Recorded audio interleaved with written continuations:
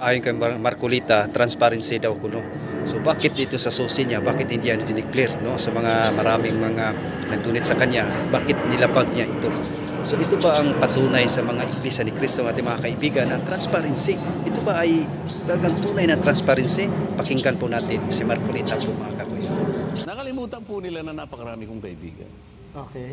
Ang marami po sa inyo ay nasa harap po ngayon. Nelson, alam mo, mga kaibigan ko, nagbigay sa akin talaga. Alam mo, pakiusap lang nila. Isa lang. Tanggapin mo ang tulong namin sa'yo. Okay. Congressman ako noon Kong, kami po ay naniniwala na karapat dapat kang makarating sa Senado.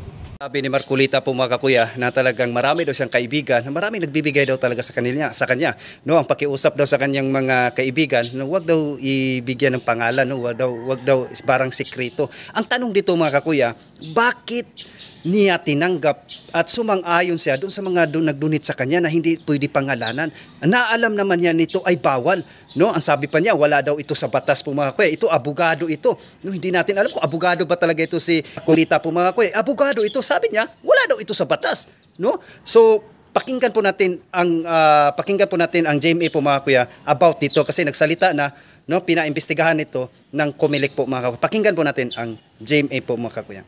Si Senator Rodante Marcoleta kaugnay sa hindi niya umano paglalagay ng ilan sa kanyang 2025 election donors sa Statement of Contributions and Expenditures o SOSE. Ayon kay COMELEC Chairman George Garcia, sa pamamagitan ng show cause order, hihingi nilang bigyan linaw ni Marcoleta ang hindi pagkakatugma ng isinapublikong Statement of Assets, Liabilities and Net Worth o SALN ng Senador sa kanyang ginastos sa kampanya.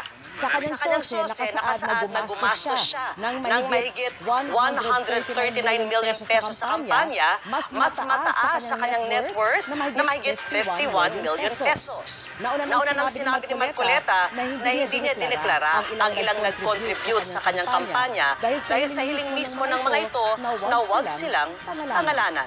So abangan natin ang kabanata, no? Sunod na kabanata po, mga kakuya, dahil si Marcolita ay talagang pinaimbestigahan na ng COMELEC po, mga kakuya, dahil sa kanyang pagsisinungaling. Akala ko ba transparency po ang ating mga kaibigan na Iglesia ni Cristo, dahil dito pa lang sa kanilang mga speaker, lalo pa si senador, ito ay senador, pero sa kanyang ginawa ay nagsisinungaling po siya, mga kakuya. So pakinggan po natin, no? So abangan po natin ang susunod na kabanata po, mga kakuya. So ipanalangin natin, sana matagpuan nila ang tunay na transparency po, mga kakuya. God bless at ingat po tayo palagi. So ayon sa Oseas 4:6, my people are destroyed for lack of knowledge. God bless, ingat po tayo palagi.